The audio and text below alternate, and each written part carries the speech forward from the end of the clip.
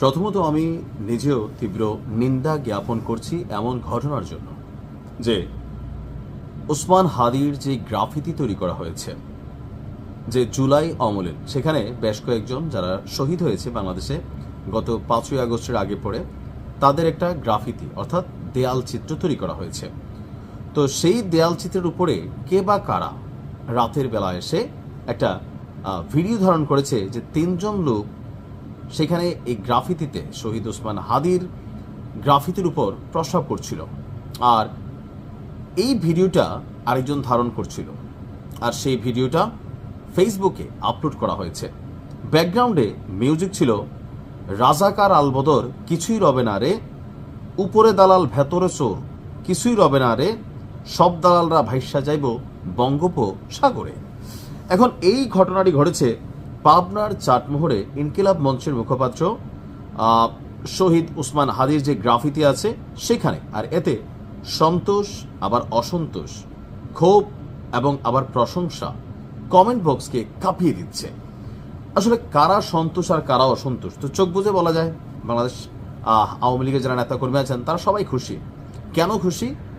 কারণ বাংলাদেশ কখনোই মেধাবী বা যারা জাতির নায়ক তাদেরকে মূল্য দিতে জানে না। যেমন ধরেন 5ই আগস্টের পরে বঙ্গবন্ধু শেখ মুজিবুর রহমানের গ্রাফিতি, ভাস্কর্য বা বিভিন্ন জায়গায় যাই ছিল বা বিভিন্ন নামকরণ ছিল সেগুলোকে বদলানো হয়েছে, ধানমন্ডি 32 ভাঙা হয়েছে। সেই সময় কেউ সন্তোষ প্রকাশ করেছেন, আবার আওয়ামী লীগ অসন্তোষ প্রকাশ করেছে। শহীদ ওসমান হাদি তিনি জাতির একাংশের কাছে খুবই জনপ্রিয় এবং কি তার জন্য জীবন দিতে প্রস্তুত এমনও হাজারো হাজারো লাখো লাখো জনতার দেখা যেমন মিলে, অপরদিকে তার বিপরীতে থাকা বা তাকে অপছন্দ করে এমন অনেক মানুষ মিলে। এখন কেন ঘটনাগুলো হচ্ছে? এর মেইন কারণ হচ্ছে আপনি যখন ক্ষমতায় আছেন, আপনার বিপরীতে যে মানুষগুলো আছে বা যেই মতগুলো তৈরি হচ্ছে বা যে কোনো অ্যাক্টিভিটিস হচ্ছে সেগুলোকে আপনি দমন করেন, আপনি নিপীড়ন করেন, আপনি উল্লাসে মেতে ওঠেন। মানে আপনার কাছে ভাল লাগছে, আরেকজনের কি হয়েছে তাতে আপনার কিছু যায় আসে না। এখন এই বিষয়গুলোর যে চর্চা, সেই চর্চারই রেজাল্ট হচ্ছে শহীদ ওসমান হাদির গ্রাফিতিতে যেটা হয়েছে। বঙ্গবন্ধুর ভাস্কর্যে বা বঙ্গবন্ধুকে নিয়ে যে অপমানজনক কর্মকাণ্ড করা হয়েছে ওইটা যেমন নিন্দনীয় ছিল, এটাও কিন্তু নিন্দনীয়। কিন্তু আপনি কাকে থামাবেন? এখানে যে বিষয়টা হয়েছে, যে রিলসটা আপলোড হয়েছে, শতভাগ এটা যুবলীগ ছাত্রলীগের ছেলেপেলেরা করছে। আর বঙ্গবন্ধুর এগুলোতে কারা করছে? এনটি আওয়ামী লীগ। কিন্তু বঙ্গবন্ধু একজন জাতীয় নেতা, জাতীয় বীর, বা আপনি যে নামে তাকে অভিহিত করেন।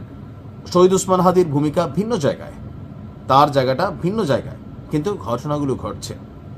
এই সংস্কৃতির পরিবর্তন হতে হবে, কিন্তু এটাকে এত সোজা বলা সোজা, খুবই সিম্পল না? বলা সোজা। বাংলাদেশের মানুষের মধ্যে রাজনৈতিক আইডলিজম ধর্মের চেয়ে বড়, পিতৃ পরিচয়ের চেয়ে বড়। ধরেন বাবারে গালি দিলে মানা যায়, কিন্তু নেতারে গালি দিলে এদেশের মানুষ মানে না। ধর্ম নিয়ে কথা বললে, ধর্মের বিপরীতে কোনো কথা বললে, আল্লাহ রাসূলকে অপমান করলে, নবীকে অপমান করলে এদেশের একাংশ কথা বলে আর একাংশ বলে না। কিন্তু নেতা নিয়ে দলীয় যিনি প্রধান আছেন, ধরেন শহীদ প্রেসিডেন্ট জিয়াউর রহমান, আওয়ামী লীগের সময় সমস্যাটা কি ছিল? যে শহীদ প্রেসিডেন্ট জিয়াউর রহমানকে মুক্তিযোদ্ধা বিরোধী, পাকিস্তানের এজেন্ট, এই ধরনের যে ট্যাগ দেওয়ার চেষ্টা করছে, সাধারণ মানুষ এগুলো পছন্দ করে নাই। এই যে মুরাদ, জনাব তারেক রহমানের মেয়েকে নিয়ে, জাইমাকে নিয়ে যে ধরনের বক্তব্য দিয়েছে, এগুলো মানুষ পছন্দ করে নাই, মানুষ ঘৃণা করছে। বাস্তবতা তাই না? কিন্তু দেখা গেছে যে আওয়ামী লীগ করতো, কিন্তু এগুলো ঘৃণা করছে, প্রতিবাদ করছে। আর যখন এগুলোকে বাহবা দেওয়া হয়েছে রাষ্ট্রীয়ভাবে, তখন কি হয়েছে? যখন সরকার পতন হয়েছে, ওই যে ক্ষোভগুলা সব এখানে উগড়াই দিচ্ছে। বঙ্গবন্ধুর ভাস্কর্য থেকে শুরু করে মানে গণহারে এগুলো হয়েছে।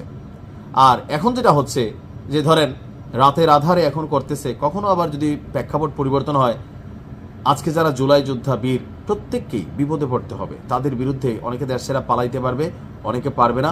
পরিবার, আত্মীয় স্বজন সবাইকে এখানে টার্গেট করা হবে। কারণ আওয়ামী লীগের যে সর্বশেষ বক্তব্য ভারতে দেওয়া গণমাধ্যমের সাক্ষাৎকারে একটা কথাই তারা মনে করে যে আওয়ামী লীগ কোনো অন্যায় করে নাই, একটা মেটিকুলাস ডিজাইন তাদের উপর করা হয়েছিল, জাতির উপর চাপাই দেওয়া হয়েছিল, জনগণ বিভ্রান্ত হয়েছে।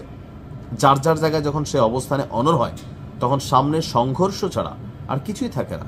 আমরা প্রতিবাদ করতে পারি, কিন্তু কাউকে না কাউকে তো থামতে হবে, ভিন্ন মতকে শ্রদ্ধা করতে হবে, ভিন্ন রাজনীতির দলগুলোকে বা দলের যারা প্রধান আছেন তাদেরকে শ্রদ্ধা করতে হবে।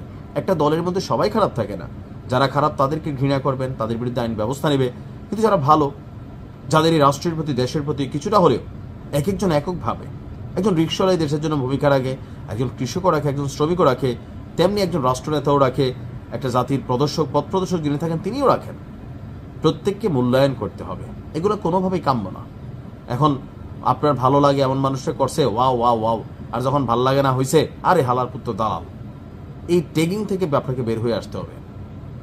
এখন কে বা কারা করছে এটা নিয়ে প্রশাসন কিন্তু ইনভেস্টিগেশন করছে, তবে যতটুকু বোঝা গেছে লোকাল কোনো কেউ না, দূর থেকে এসে হয়তো করছে, বাট এটা সম্পর্কে পুলিশ ইনভেস্টিগেশন চলছে। ভালো থাকুন, ভালোবাসার একটা বাংলাদেশ গড়ে তুলুন। আসসালামু আলাইকুম।